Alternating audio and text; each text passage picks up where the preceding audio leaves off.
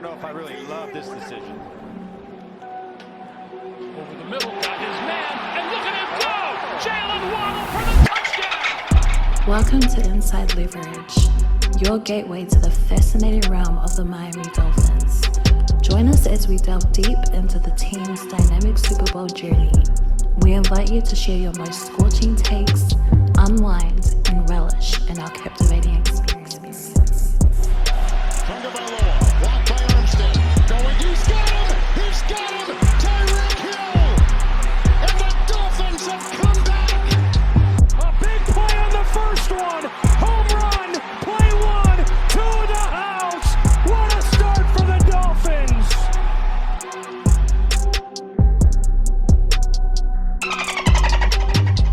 It's Inside Leverage. We always gonna put on a show, baby. That's what we do. Scott, thank you for coming. Can you give us a little rundown of yourself and how you got started? And I'm a sports anchor reporter at FOX29 in Philadelphia, so I'm around the team a lot. Before that, I worked at stations kind of all over the country. In Altoona, Pennsylvania, covering Penn State. I was in Harrisburg. Covered the Eagles back then when they went to the Super Bowl back in 2004 and lost to the Patriots. I was covering the team when they won the Super Bowl in 2018. I've been around and I've covered this team for quite a while. First and foremost, Scott, I want to thank you for giving us your time and joining us. This is a highly anticipated and highly debated matchup all week.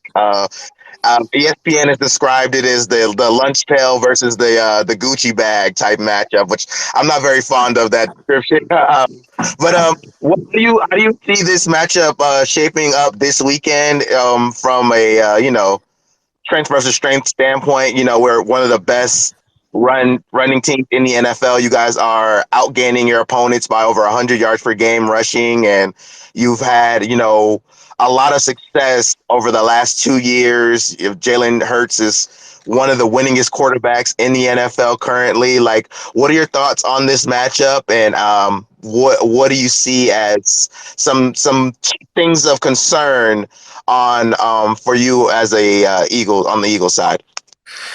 Yeah, I guess I'll start with the matchup. To me, this is going to be, like you said, very highly anticipated. I think it's a great I'd still consider this early season look at both teams and kind of a measuring stick game for both teams. I think both teams haven't really played a very good schedule yet. So I think there's certain aspects of both teams that still haven't been tested. So I think we're going to learn a lot about the Dolphins and the Eagles after this game. To me, this could very well be a Super Bowl preview. Obviously, by the time they'd meet again in February, a lot could change between these two teams. But I'm very excited to see what the Eagles do about Tyreek Hill, how they try to slow down Mostert in that running game. I think the Eagles have done a good job against the run for the most part. They're stacked in the middle of their defensive line. So, again, that's another matchup I'm looking at. I want to see how Tua handles this pass rush, too. Because that's one thing the Eagles do well is get after the quarterback. But teams have done a good job against them so far this year of really trying to get rid of the ball in a hurry. So if Tua is able to do that, he can be very successful in this game.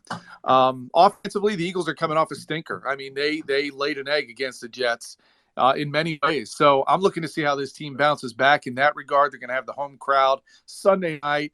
They're getting behind the idea of wearing these Kelly green jerseys they haven't worn in a long time. So I know it's going to be amped up and excited. A crowd's going to be riled up for sure. And I'm just eager to see that. Now, as far as concerns, the Eagles secondary is definitely banged up. They're dealing with some injuries in quite a few places.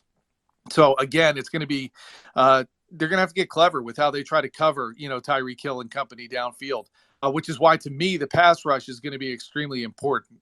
Don't let Tua have the time to be able to throw the ball deep downfield. I know it doesn't take Tyreek Hill very long to get downfield, but those are all things I'm looking to see how the Eagles cover, what they do. And we're watching closely to see who's going to be healthy enough, I guess I should say, to play in this game. It's starting to sound like Darius Slay will play. It's sounding like Jalen Carter will be back in the middle and be able to play again after missing last week.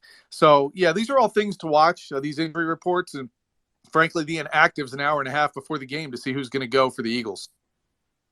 Oh, go to Junior real quick. You missed us talking about the throwbacks. You just had to rub it and wearing y'all throwbacks on our face. It's okay. That's okay, Scott. You're a guest, so we're Yeah, gonna. no, you know what? It's been a while since we've seen those old throwbacks. I mean, to me, I think of Randall Cunningham running around in them, and it looked good seeing the helmets hanging in their lockers this week as they get ready. Yeah, But all that stuff's you cosmetic. just hurted our wound even worse, Scott. Thank you. Go ahead, Junior. Oh man, you have no idea, Scott. We've been waiting for a while too. We got to wait till next week. Appreciate you for coming through and talking to us behind enemy lines. Wanted to kind of stay in the topic of the offensive line and your D line. Talking to some of the Eagles fans, they were kind of feeling like we haven't dealt with a really good D line except with the Bills, and so that kind of has been married in with you guys as you guys have a really good front. I know you guys are a little different as far as rushing and where you guys are aligned versus the Bills D-line and how they align up. Do you kind of see where the D-line might do more interior stunts or more blitzing where they do interior stunts? Because our center is Connor Williams, possibly might not play, so I'm assuming the focus might be to attack the center, who I will say is our weakest link. He's been going from one position to another, and this is his literally third game as a center. So I just wanted to get your thoughts. Where do you think how the D line is going to be approached in attacking our offensive line? Yeah, I mean, one of the things to watch is Jordan Davis. The guy is an extremely large man, and he takes up a lot of space right in the middle of that defensive line. So it becomes hard to run against him because it does take almost two guys, or in many cases, two guys to help block him. But then you got Jalen Carter next to him, and you don't want to let him go free either. And you mix in Fletcher. They're really deep in defensive line, so they're always fresh. So they're always going to keep coming at you in the middle of that defensive line. So, yes, I would expect that to be a place they do target, because when they can blow up the middle of that defensive line in a passing situation, it forces the quarterback to pick a side. And then he has to cut the field in half, and it just helps this defense defend half the field. And I think that's where it all is going to start, but they've got to be able to slow down the run. That's when these team is they've done a really good job of that, and it makes teams one-dimensional.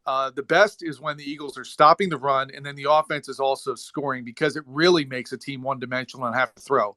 But, yeah, I think the middle of that defensive line is going to be key. Eagles linebackers have, I would say, overperformed from what we kind of expected, especially when Nakobe Dean went down. So they've been able to fill those gaps as well behind that defensive line. And then once they get going and once they've shown that they can stop the middle, it really frees up a guy who's getting hot, like Hassan Reddick now coming around the edge. And Josh Sweat is starting to look like he's coming around as well to get to the quarterback more. So these are all guys. And then you got Brandon Graham. I mean, they continue. That's the biggest strength of this Eagles defense. They can stay fresh up front and come at you with everything they have. And when they feel they need a break, they sub out. And there's another great player coming in. So I think that's going to be the biggest thing the Dolphins have to try to keep an eye on. And you're right. I think the middle is going to be a big key, because Tua's got to have a pocket to step up into, just like Jalen Hurts does. And Jalen didn't have that last week. The Jets blew it up when Lane Johnson went out, and that really forced him to make some bad throws. But when you look at this defense, to me, for the Eagles, they turned it over. The Eagles did 4 times last week, and the defense only allowed 3 points off those turnovers. Now, I know that's the Jets offense led by Zach Wilson. It's not Tua and company in Miami doing it. But it shows you what this defense is capable of, and how they can really try to stay fresh and stay off the field. So before Junior gets his, thank you, Scott, for covering. My question, I'm glad you brought that up, because I've been preaching it to our community. It's only 13 teams over 500, so it's a lot of bad play, and we're getting criticized for not playing nobody. But when I look at who y'all played so far, y'all let the Washington Redskins put up at least 30. And then, like you said, with the Jets, y'all lost to them, even though y'all had turnovers. So my thing is, how good is the defense really if, y'all faced teams like Washington that put up 30 and the Jets was able to hang in there with Zach Wilson?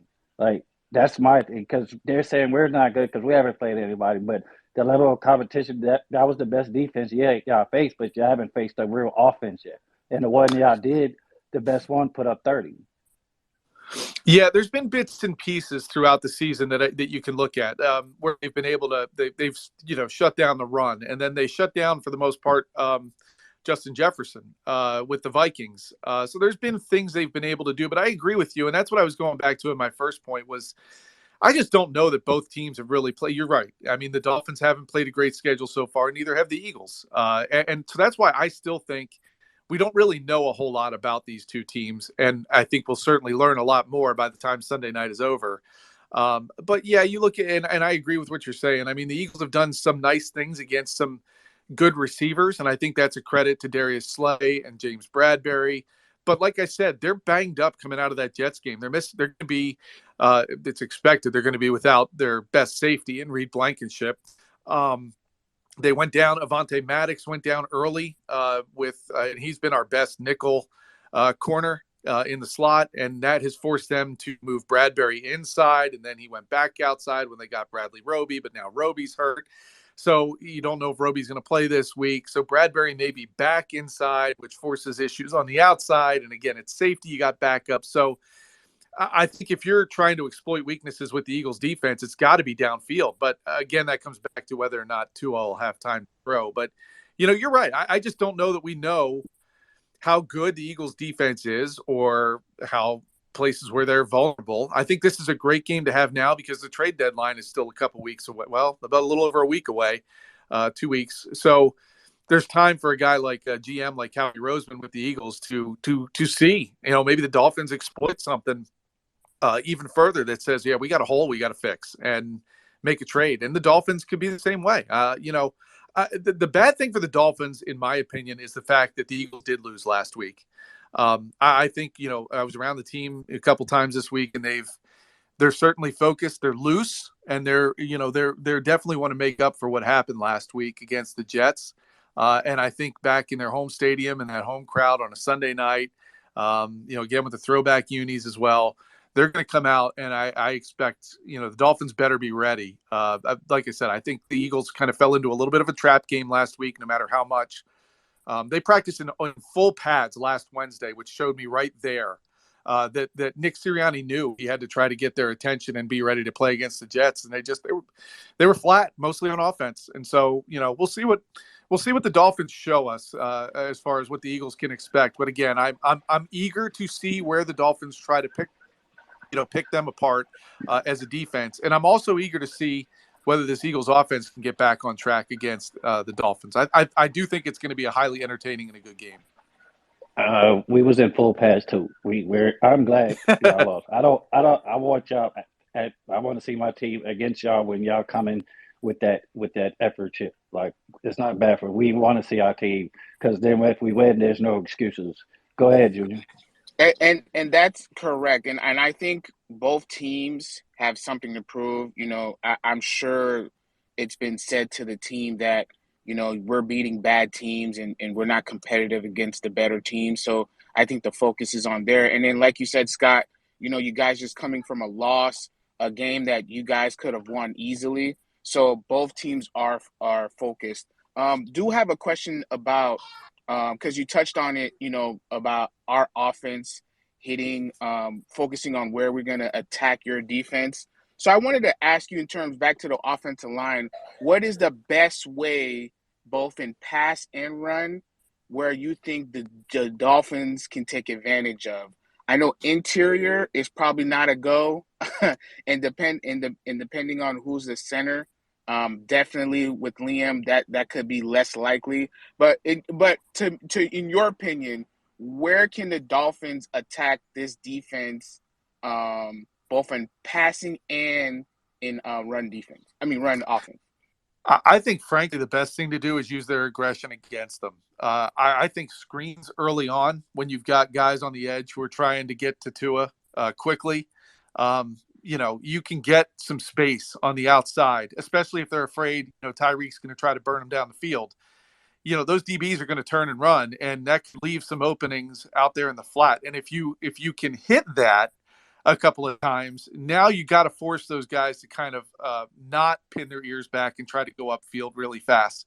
That's going to make them a little more hesitant. And then you can try to run the ball a little bit in there. To me, that's what I would kind of, then a little play action and you try to take a shot. I mean, that's where I think you've got to try to find a little bit of success over the middle as well. You could hit some of those, short, to intermediate 5 to 10 yard passes over the middle, perhaps. Yeah, I think you've got, like I said, and then you've got inexperience all over the place with backups in that secondary. You want to try to force the Eagles to have to communicate and rely on that communication and see if there's a mistake that's made with the inexperience. So I would start by loosening it up with some short screen passes or things in the flat, not necessarily to a running back, but mix in your tight end, mix in your wide receiver screens, get the guys moving parallel, and then hit them up the middle with some runs and try to wear down the defense. I mean, I think, I talked about how they can stay fresh. One thing the Eagles have done really well as an offense when they've won is gone on some ridiculously long 6, 7, 8, 9-minute drives. And so they, on the other side, are wearing down the opposing defense. And I think that's a big key. The Dolphins are going to need to stay on the field sometimes just to try to give their defense a break because the Eagles have shown the ability to be able to do that. But I think in terms of what you asked in your offense, I would start on the perimeter and work my way towards the middle and mixing in some play action. I think Tua's probably going to have to pull off a few runs occasionally when he's running, when that pass, rush gets to him. And he's capable of that. I think the Eagles need to be prepared for that. And I'll be curious to see how they do that because we see other teams do that against Hurts with a spy. And lately they've been doing a really good job of limiting the damage Hurts does with his legs. So that is something that I think, if I were the Dolphins, I would try to start with and trying to how to get to the Eagles early. Hey, Scott, to add to that, I also was thinking maybe moving the pocket to kind of to give Tua also some time is something that I would, of course, misdirections and outside zone could be something that we can consider. I don't know how you feel about your ends and outside contain, but to kind of mitigate the studs that you got. And those guys are studs on the outside as well. Just wanted to see what was the best run game scenario you think in your mind we can kind of have some type of competency in a run game or passing game. Yeah, I think moving the pocket's a great idea, especially if you're trying to help an inexperienced center, like you had pointed out earlier. Because anything the Eagles try to do, there's already a motion in play to throw off any of those stunts or stuff like that. So the Eagles ends are very good. We're talking Hassan Reddick, Brandon Graham, Josh Sweat, and even Derek Barnett, but they tend to be extremely aggressive. And that's what I was talking about earlier, where if you use their aggression against them, if you call plays that deceive them enough that they come hard, and then you move something past them on the outside or go away from that rush, they get frustrated, and they will get frustrated, especially if they can't get there and at least hit Tua. So I think that's a good idea too, to move the pocket one way or another. Keep Tua on the move. I think you got to keep his legs loose because like I said, there are going to be times where the Eagles will get to him and they'll force him to have to scramble. So I think that's not a bad idea either. But the Eagles, the strength of their defense is their front four. And I think that's and like I said, they can run almost like a hockey line change out there and have 4 other guys come in who are just as good as the first 4. So I think that's kind of what you got to be. You're going to battle every play against that defensive line. And if you even have one bad play as an offensive lineman, those guys will exploit it. So those guys are going to have to be on for Miami. And I think that's where you kind of keep them fresh too, by moving that pocket. I think that's a great idea. Scott, I don't know how much time you got. Do you have time for a few more questions? Yeah, sure. I'm good. French. Hey, Scott, thank you so much for your time. Let's just say this game ends up in kind of what we've seen in that Jets game, multi-turnover game, lose the game at the end. What's the message in Philadelphia coming off of maybe we'll say a 2 to 3 turnover kind of game? Yeah, that was just sloppy. I think a lot of people around here were just looking at that as a lack of focus and a lack of really just Jalen forcing things he didn't. Well, one was a pass that went off of Dallas Goedert's hands. He catches that ball 99 out of 100 times. That was on Goddard, not on Hurts. Really, there was only one of the interceptions to me that I hated because he forced it into a place where he had telegraphed it was going, and it was an easy pick. The turnovers are going to be an issue if the Eagles continue to show that they're going to do that. They're at their best when they don't turn it over. And frankly, in the first couple of weeks, they were getting a ton of turnovers on defense. So they were winning the turnover battle pretty easily. Lately, they haven't forced a turnover on defense. They've been getting some sacks, but they haven't been able to force the turnovers, which is why it's imperative, especially against a team as talented as Miami, to not give them any better field position than they need to. So if this starts to get to be a turnover game coming off the heels of what happened in New York, you will hear the boos. You will hear the boos in that stadium, and they will get on them. Now, it'll be a question of how they handle that, which they've handled well in the past. It hasn't happened much around here lately, but they're built to be mentally tough. It's just a matter of whether that's going to start to create some issues on the sidelines. I know that was bad, but it was kind of written off, and everybody's moved on and turned the page from that last game. So I don't expect any lingering effects from the turnovers. It's just the crowd will get on them if they start turning it over, once or twice even. This crowd expects better from that team. They expect a lot better, frankly, and I think that's something to watch. We root against Jalen because he playing us this week. But for me, I've been rooting for him because him and Tor both went through adversity. May not have been the same. Nobody, like I said to people earlier, like everybody goes through life different. Everybody's trials and tribulations are different.